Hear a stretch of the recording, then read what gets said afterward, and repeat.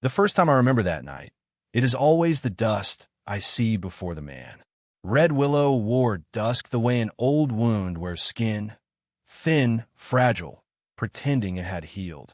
The sun had already slipped behind the hills, leaving the street washed in copper and shadow when he appeared at the edge of town. Not riding, not striding, just standing there, as if the land itself had grown tired of holding him up. He looked wrong in a way people notice without knowing why. His coat hung loose on a frame that had once been broad. His boots dragged instead of lifted. And when he spoke, it was barely louder than the wind pushing tumbleweed across the road. "I'm sick," he said. "I can't walk much farther. Can I stay one night?" No one answered him at first. Windows dimmed. A door somewhere closed with a sound too careful to be accidental.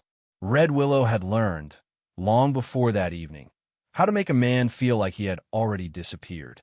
They called him Elias Crow, though not to his face. Crow the Pass.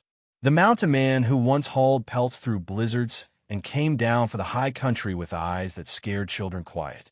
Stories had a way of outliving the truth, and by the time Elias limped into town, all that remained of him were rumors wearing his name like borrowed coats. He tried the saloon first. Jonah Pike looked him up and down, eyes stopping at the tremor in his hands. "We're full," Jonas said, though every chair behind him sat empty.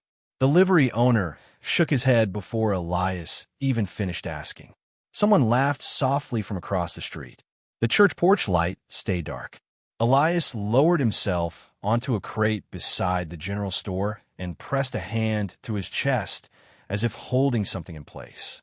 When he coughed, he turned away, embarrassed, folding his body inward like a man trying to take up less space in the world. A dark stain bloomed on his handkerchief before he tucked it away. I remember thinking then that sickness has a way of stripping a person down to their truest shape. What stood there was not a legend, just a tired man who had run out of places to go. Across the street, behind lace-curtained windows, Martha Hale watched.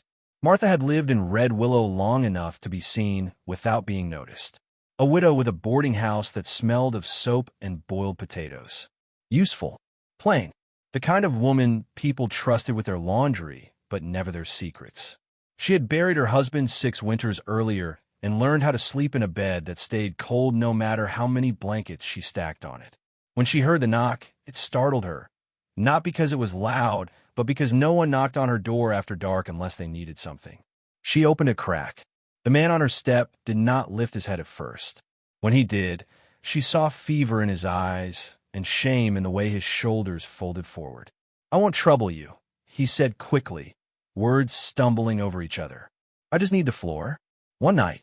I'll be gone by morning." Behind him, the street held its breath. Martha knew what letting him in would cost her. She could already hear Clara Wainwright's voice carrying through town by sunrise. She could feel the weight of eyes that would judge her for choosing wrong. Red Willow was generous with kindness only when it came cheap. But she also saw the way his knees shook, the way his breath caught between ribs that no longer remembered strength. And something old and quiet inside her, something that had learned too much about loss, stirred awake. She opened the door wider. "Come in," she said, and the words felt heavier than they sounded. The fire was low, but she stoked it without speaking.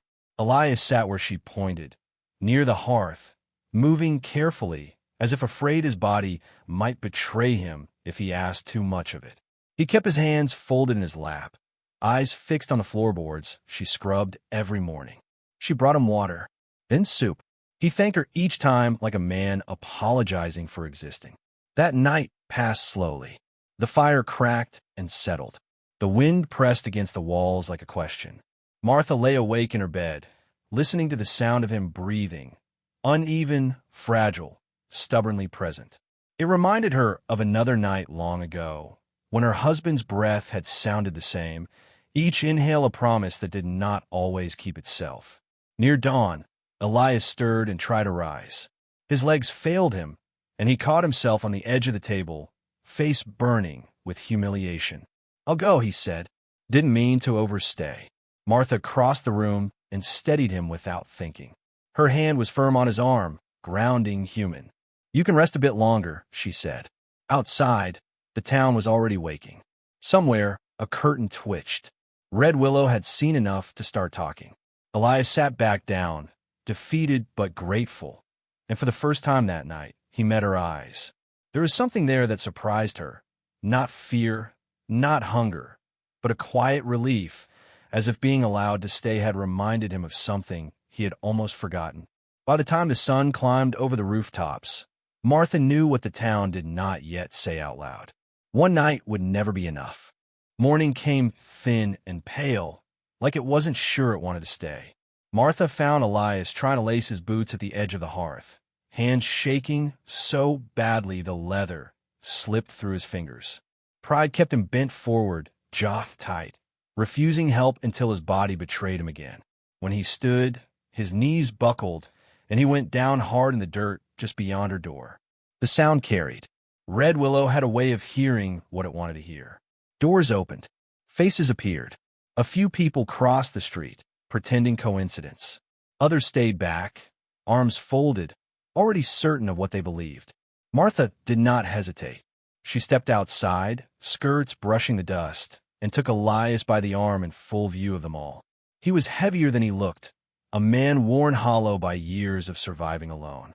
She pulled him upright, steady as if she had done it 1,000 times. Inside, she said softly. Someone muttered that she'd lost her sense. Clara Wainwright didn't bother to whisper. "That's Crow," she said. "Should have stayed in the mountains." Martha heard it. She heard all of it. But she kept her eyes on the man leaning against her shoulder, breath shallow, dignity fraying at the edges. In that moment, the weight of the town felt small compared to the weight of another human life.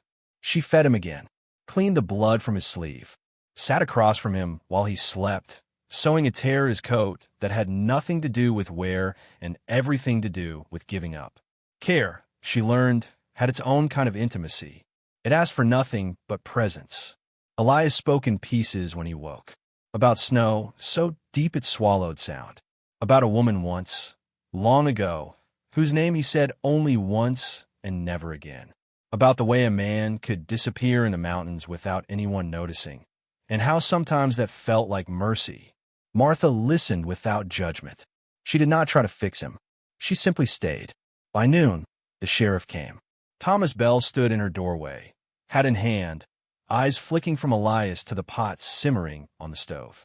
He had known both of them for years, though he realized then how little he truly knew. "The town's uneasy," he said carefully. "Folks remember stories." Elias pushed himself upright, swaying.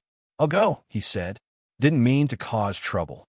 He took one step and stopped, breath hitching, pride warring with pain.